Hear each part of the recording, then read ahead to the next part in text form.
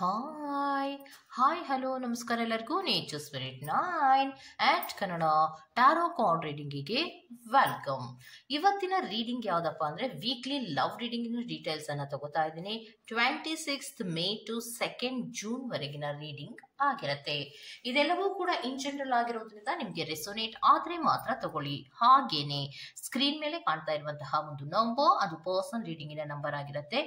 ಯಾರಿಗೆಲ್ಲ ಪರ್ಸನಲ್ ರೀಡಿಂಗಿನ ಅವಶ್ಯಕತೆ ಇದೆಯೋ ಅವರೆಲ್ಲರೂ ಕೂಡ ವಾಟ್ಸ್ಆಪ್ ಮೆಸೇಜ್ ಅನ್ನ ಮಾಡೋದ್ರ ಮೂಲಕ ಪೇ ಮಾಡಿ ನಿಮ್ಮ ರೀಡಿಂಗ್ಸ್ ಗಳನ್ನ ನೀವು ತಗೋಬಹುದು. ಓಕೆ, ಸೊ ರೀಡಿಂಗ್ ಗಳನ್ನ ತಗೊಳ್ಳೋದಕ್ಕೆ ಮುಂಚಿತವಾಗಿ please select your option. Screen ಮೇಲೆ ಆಪ್ಷನ್ ಬರ್ತಾ ಇದೆ.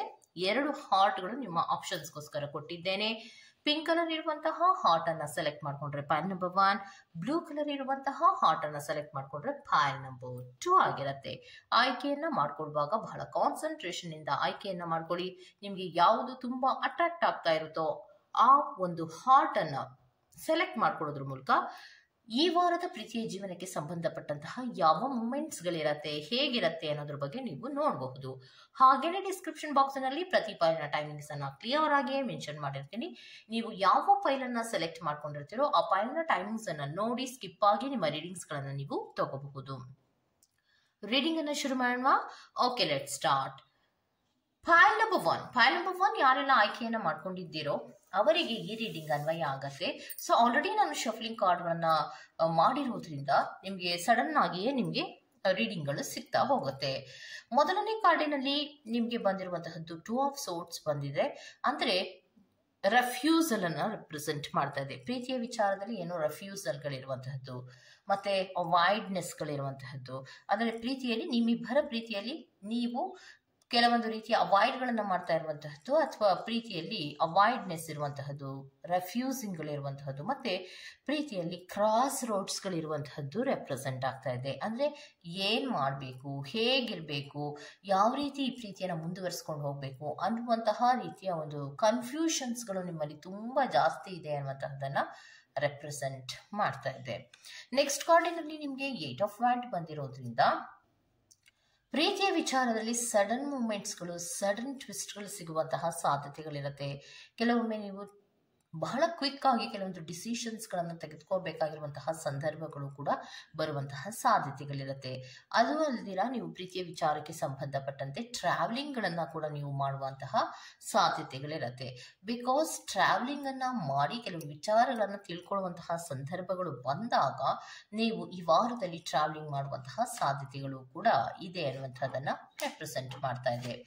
ನೆಕ್ಸ್ಟ್ ಕಾರ್ಡಿನಲ್ಲಿ ಏಸ್ ಆಫ್ ಕಪ್ಸ್ ರಿವರ್ಸ್ ಆಗಿ ಬರ್ತಾ ಇರೋದ್ರಿಂದ ಪ್ರೀತಿಯ ವಿಚಾರಕ್ಕೆ ಸಂಬಂಧಿಸಿದಂತೆ ಎಮೋಷನಲ್ ಫೀಲಿಂಗ್ಸ್ ಗಳಲ್ಲಿ ಪಾಸಿಟಿವ್ನೆಸ್ ಇಲ್ಲ ಅನ್ನುವಂಥದ್ದನ್ನ ರೆಪ್ರೆಸೆಂಟ್ ಮಾಡ್ತಾ ಇದೆ.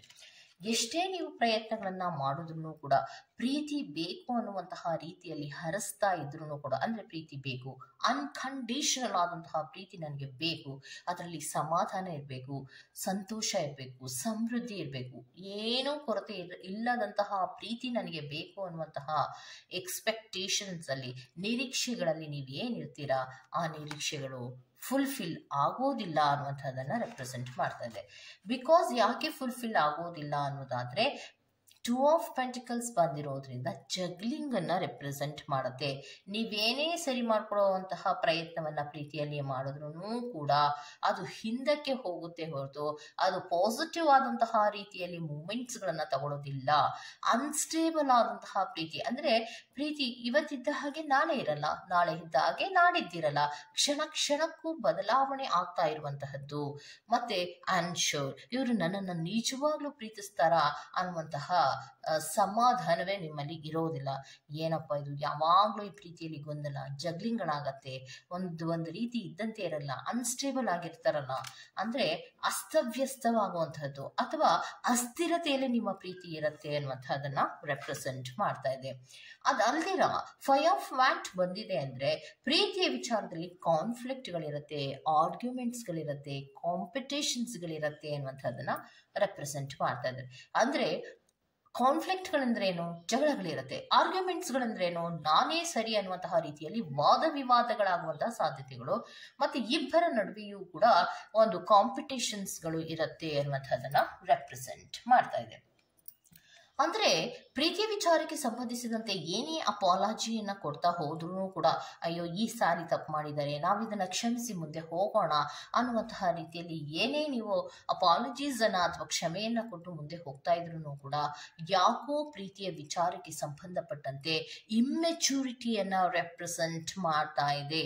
ಸೊ ಮೆಚೂರ್ ಆಗಿ ಥಿಂಕ್ ಮಾಡೋದಿಲ್ಲ, ಸರಿಯಾಗಿ ಪ್ರೀತಿಯನ್ನ ಬ್ಯಾಲೆನ್ಸ್ ಮಾಡೋದಿಲ್ಲ, ನಾವು ಹೇಳುವಂತಹ ಮಾತುಗಳನ್ನ ಕರೆಕ್ಟ್ ಆಗಿ ಅರ್ಥ ಮಾಡ್ಕೊಳ್ದಿರಾ ಬೇರೊಂದು ಅರ್ಥಕ್ಕೆ ತಗೊಂಡು ಹೋಗಿ ಅದನ್ನು ಜಗಳಗಳ ರೂಪದಲ್ಲಿ ಎಂಡ್ ಮಾಡುವಂತಹದ್ದು, ಒಂದು ರೀತಿಯಲ್ಲಿ ಸಡನ್ ಆಗಿ ಚೇಂಜ್ ಆಗುವಂತಹ ವ್ಯಕ್ತಿ.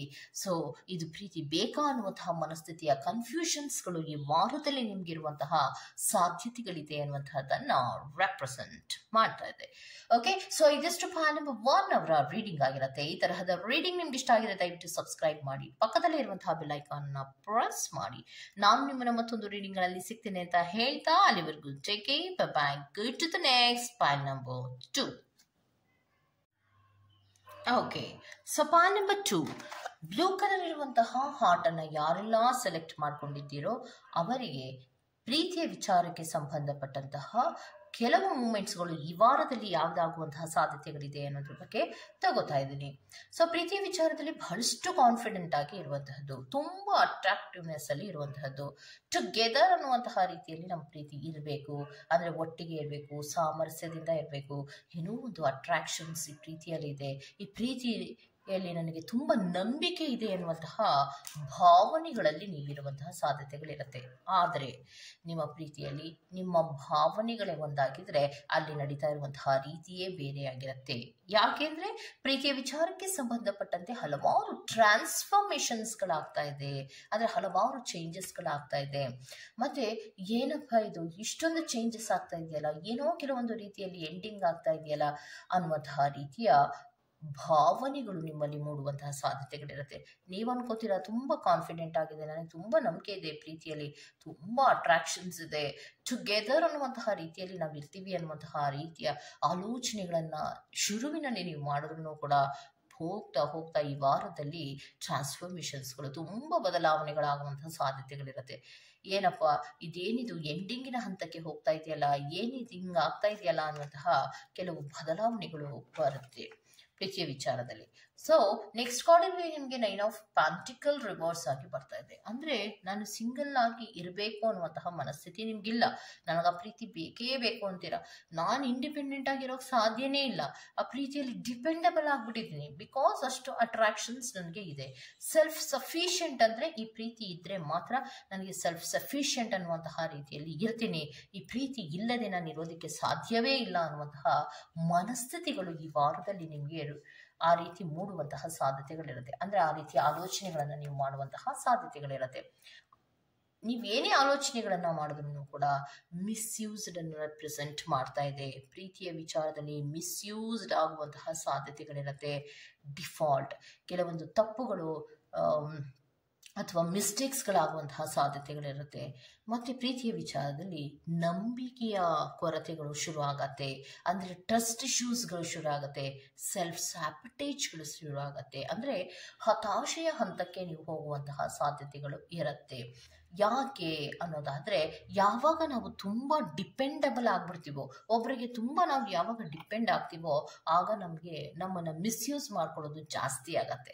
ಮತ್ತೆ ನಾನಿಲ್ಲದೆ ಅವ್ರು ಇರಕ್ಕಾಗಲ್ಲ ಅನ್ನುವಂತಹ ಒಂದು ಮನಸ್ಥಿತಿ ಯಾವಾಗ ಎದುರಿಗಿರುವಂತಹ ವ್ಯಕ್ತಿಗೆ ಬರುತ್ತೋ ಆಗ ಅವರಲ್ಲಿ ಒಂದು ರೀತಿಯ ನಡವಳಿಕೆ ಚೇಂಜ್ ಆಗತ್ತೆ, ಟ್ರಸ್ಟ್ ಇಶ್ಯೂಸ್ಗಳನ್ನ ಮಾಡೋಕೆ ಶುರು ಮಾಡ್ತಾರೆ, ಕಂಟ್ರೋಲ್ ಅನ್ನ ಮಾಡೋಕೆ ಶುರು ಮಾಡ್ತಾರೆ, ಹತಾಶೆಯ ಹಂತಕ್ಕೆ ಹೋಗುವಂತಹ ಸಾಧ್ಯತೆಗಳು ಇರುತ್ತೆ.